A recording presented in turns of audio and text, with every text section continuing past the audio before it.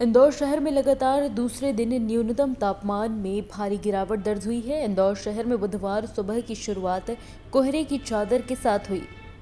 बता दें, सुबह के समय हवाएं 15 से 20 किलोमीटर प्रति घंटे की रफ्तार से चल रही थी। वहीं सोमवार सुबह न्यूनतम तापमान सामान्य से 3 डिग्री कम यानी कि 8 डिग्री रहा और दिन का तापमान सामान्य से 5 डिग्री कम यानी कि 22.6 डिग्री दर्ज हुआ। बता दें, जिले में करीब 27 दिन बाद 26 जनवरी को कोल्ड डे की स्थिति बनी थी, जिसके बाद बुधवार को शहर में कोल्ड डे रहने की संभावना जताई जा रही है। उल्लेखनीय है कि मंगलवार को इंदौर के अलावा भोपाल, ग्वालियर, खजुराहो, उज्जैन, अशोकनगर, शिवपुरी, विदिशा और पन्ना में भी कोल्ड डे की स्थिति बनी रही।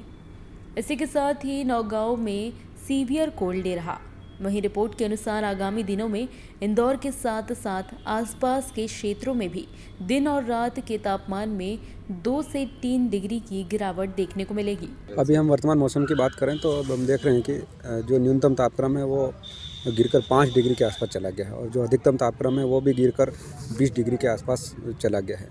और ये ऐसी स्थिति इसलिए निर्मित हुई है कि जो हमारा उत्तर भारत में जो हिमपात हो रही है वहाँ से अब हवाओं की दिशा है, उसकी दिशा और गति दोनों में परिवर्तन हुआ, जिसके कारण हवाओं में नमी आई और अपने यहाँ का तापमान गिरा।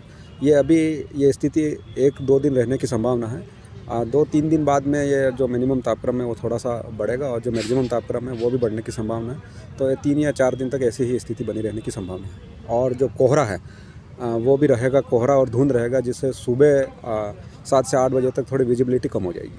सर, खेती के इसमें देखा जाए तो कितना लाभ और कितना नुकसान है इसमें? खेती की दृष्टि से देखें तो हम अभी खेती में नुकसान वाली स्थिति नहीं है, पर जब ये माइनस के नीचे चला जाता है तब पाले वाली स्थिति निर्मित होती है, लेकिन अभी पाला पड़ने जैसी स्थिति हमारे यहाँ नहीं है। Bureau report, JSR times, Indore.